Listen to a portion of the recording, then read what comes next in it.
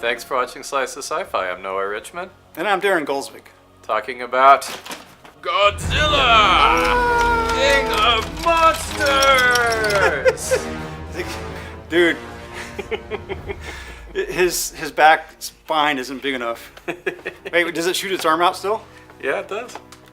Oh, wow. That is like a classic, too. Yes, it is. I think every kid in the 70s had one of those. Oh, I'm sorry, the kid of the 90s. No.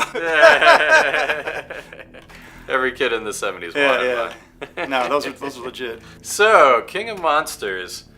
This is the follow-up to Gareth Edwards' Godzilla film. It was 2014, right? Is that when it came out?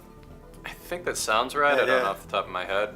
I would consider that Gareth Edward one to be the first real American Godzilla film. Of course, there was 98. Yeah. God, was that the Roland Emmerich or whatever did that one? Yes. Oh, that was awful. Yes. Ugh. Yes. Riff Tracks wound up actually doing a live riff on that one, but I loved Gareth Edwards' take on it. Yeah. I mean, that was a great one. Gareth Edwards, we certainly enjoyed that film. It captured a lot of the fun of, like, it really brought Godzilla to the screen in a way we hadn't seen before in terms of the special effects, and it also managed to pull off some of the fun of a classic Godzilla film too.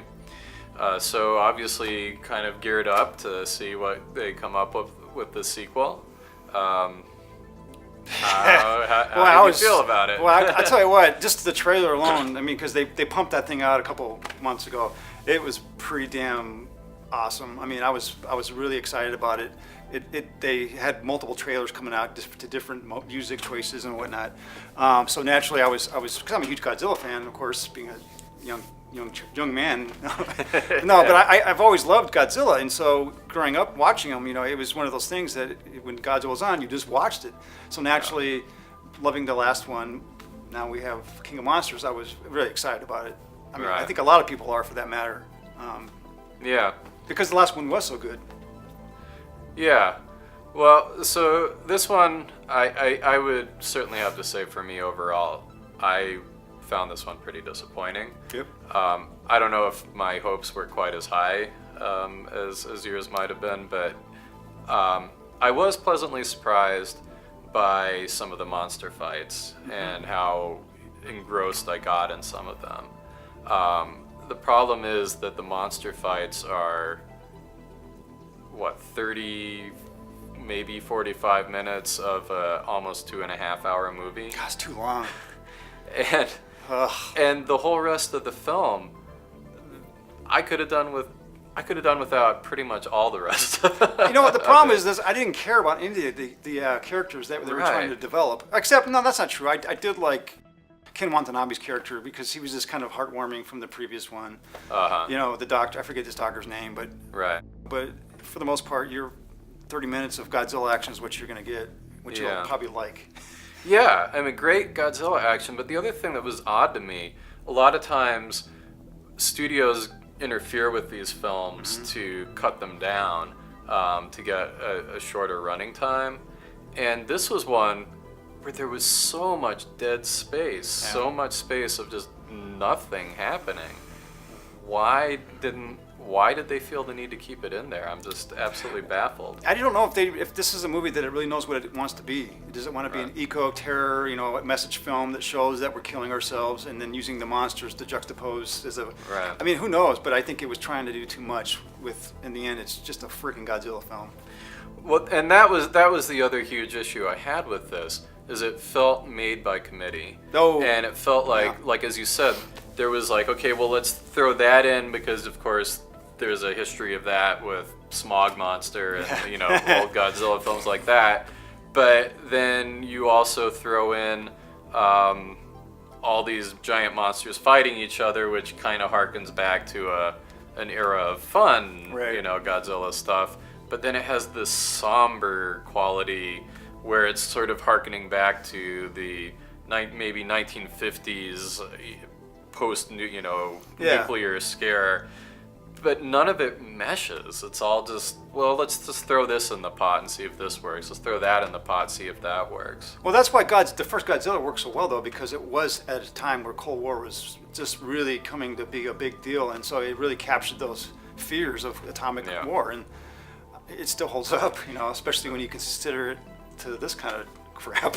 Right. Well, and that's also why the 60s films worked, because they had the charm of that era as well. They just were what they were. Right. Whereas this is what happens when, this is what frequently happens when you get a big American studio in. You just get a lot of different players throwing in what they, well, we think this should have this, and we think this should have this, and we want to be sure we're hitting, this international market, and let's throw in a Chinese character, and let's throw in a... Well, I mean, it was like very template based. Let's throw in a big corporation like Monarch, who's basically got their own, and the foundation can be something that could be, believable. It's just, I think it just was, like you said, it was edited by a bunch of suits or something. It's like, well, we need to have enough footage so it's big in China. We need to have enough footage so it's big for a world population. I think now is when they make movies like this, they have to consider that, like for a world market. Right. And so that's this kind of film. But you would think they would have like more Godzilla fights. I'm with you. Some of those scenes were just fun. The Godzilla confrontations against Ghidorah, Rodan. Yes.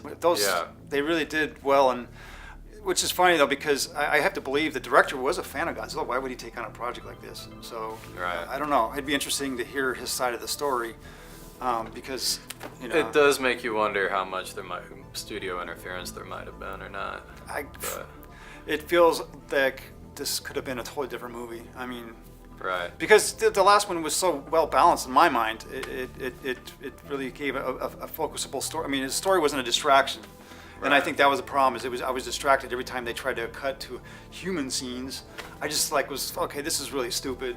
The justification, from getting to point A to point B. It was in like these situations that would happen where you would no, that person would have died if they came from the depths of the ocean and 5 minutes later they're up at the top. It's just little things like that. It's these collapses in time, which whatever. Maybe they assume people just don't care about it, but.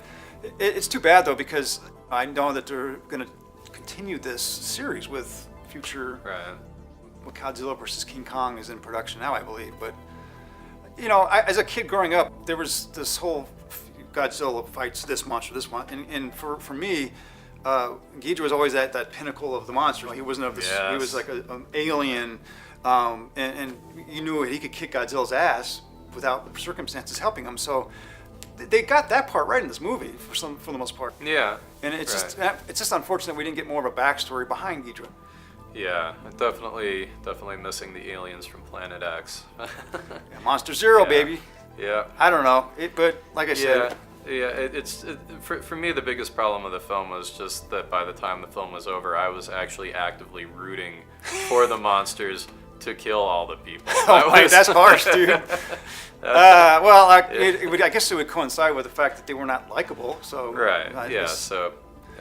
I mean, the monsters had the most personality of anybody in the movie, which is a shame because they had a top-notch cast. I mean, those were all really actors we've seen and loved in other underutilized. So well, and if anything, it's just as I said earlier, I didn't care with the point of what they were trying to accomplish to justify the interactions with Godzilla. It was just it almost felt like a Transformer movie in a lot of ways.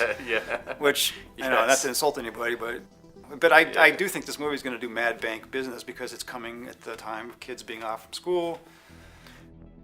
Internationally, of course, but I don't know how the critics are going to treat it. We'll see. Yeah, I mean, it's funny though because after we were done with this movie, I went back and I just was watching a bunch of old Godzilla movies.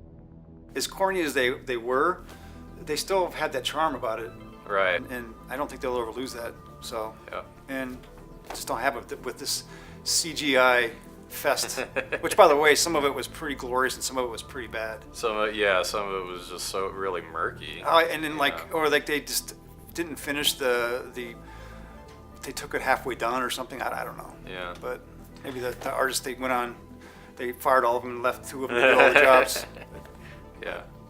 Anyway, my thoughts on Godzilla King of Monsters is edit it down to just the monster fight, skip the rest of the film. Damn, you know what? I'm gonna when it's finally released, I'm just gonna have to pull the scenes down just with because they're pretty cool, dude. Some of those Godzilla, fights they're fun, and I guess it's too bad though, because when you get to those points, you've already kind of wished the movie to be done, which is not fun. I mean, it's like listen to a song where the best part of it is the guitar solo, and you have to wait to get to it. But I don't know. Maybe some people will like it. Yeah. So. All right.